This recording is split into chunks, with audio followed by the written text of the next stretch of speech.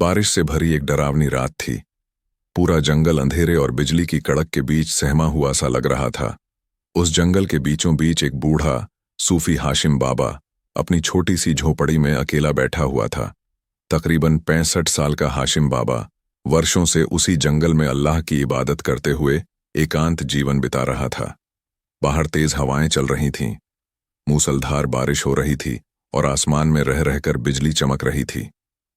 हाशिम बाबा ने अपनी झोपड़ी का दरवाजा बंद कर रखा था और छोटी सी चटाई पर बैठकर तस्बीह फेर रहा था कि तभी अचानक दरवाजे पर जोर की दस्तक हुई। हाशिम बाबा चौंक गया। इस सुनसान जंगल में वो भी इतनी रात गए। आखिर कौन हो सकता है? कुछ पल रुकने के बाद उसने दरवाजा खोला। सामने एक नौजवान लड़की खड़ी थी, बारिश से पूरी तरह भीगी हुई।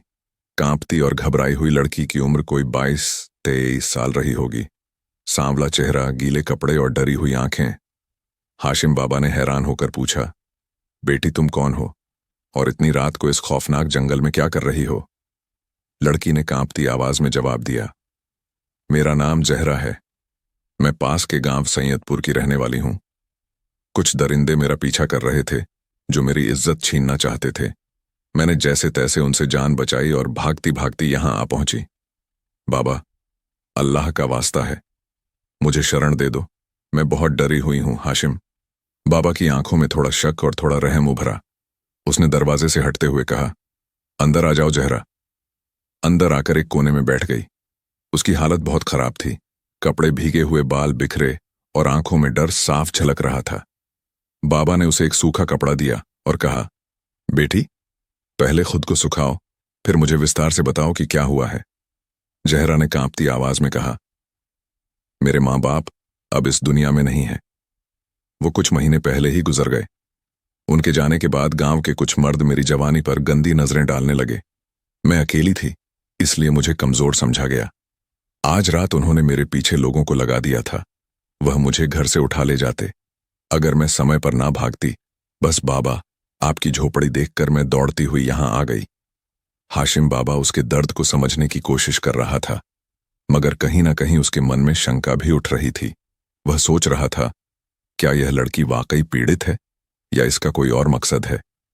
बाबा ने उसके लिए आग के पास एक चटाई बिछा दी और कहा, यहां बैठो, अल्लाह पर भरोसा रखो, सब ठीक होगा।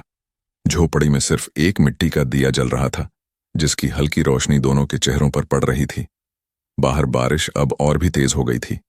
छरक होते हुए बोली, बाबा, क्या मैं आज रात रात यहीं रुक सकती हूं? मैं सुबह होते ही निकल जाऊंगी। हाशिम बाबा थोड़ा सोच में पड़ा, मगर फिर खुद को समझाकर बोला, ठीक है बेटी, आज की रात यहां रुक जाओ, अल्लाह की पनाह में हो। जरा चटाई पर लेट गई, लेकिन उसकी आंखों में अब भी बेचैनी थी। वहीं हाशिम बाबा का दिल कुछ अजीब सा महसूस कर रहा था। उम्र भले ही ढल चुकी थी, मगर मन तो इंसान का ही था। उसने खुद को बार बार समझाया, ये एक इम्तिहान है।